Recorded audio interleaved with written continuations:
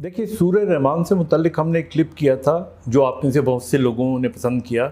और उससे मुतल्लिक बहुत से क्वेश्चन मुझे भेजे गए, जिनमें से एक क्वेश्चन ये भी था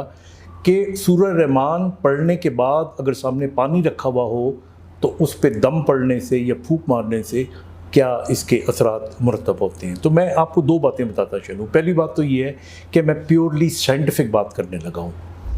और साइंटिफिकली इससे पहले भी एक दफ़ा मैंने और आपने शायद सुना भी होगा कि जापानीज़ कुछ साइंसदान ऐसे थे जिन्होंने एमआरआई की कुछ रिकॉर्डिंग्स की और एमआरआईज़ किए पानी के कतरों के,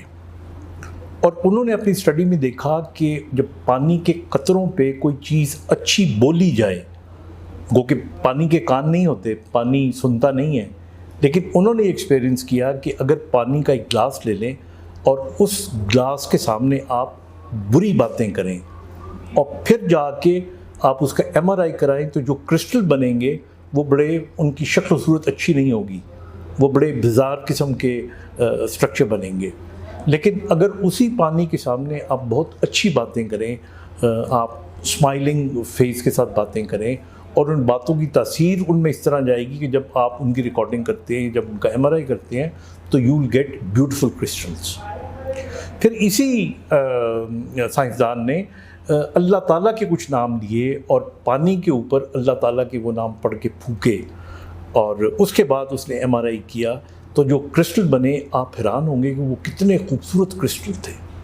कितने ज़बरदस्त किस्म के उनके अंदर इमेजेस पैदा हुए।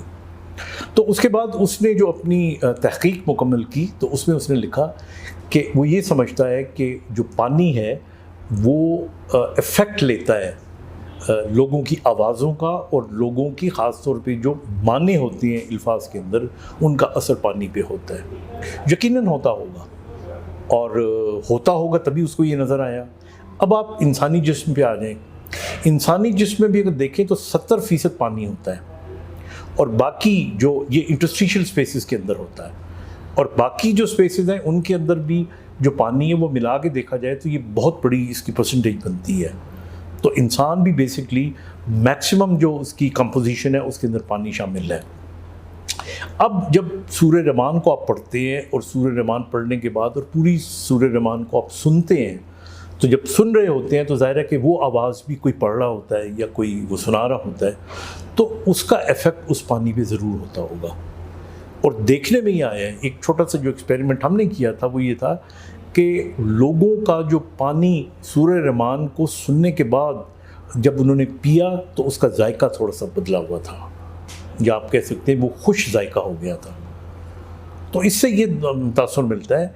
कि सूर्य रहमान के अंदर जो एक म्यूज़िकल क्रिशेंडो है, जो अल्फाज इस्तेमाल किए गए हैं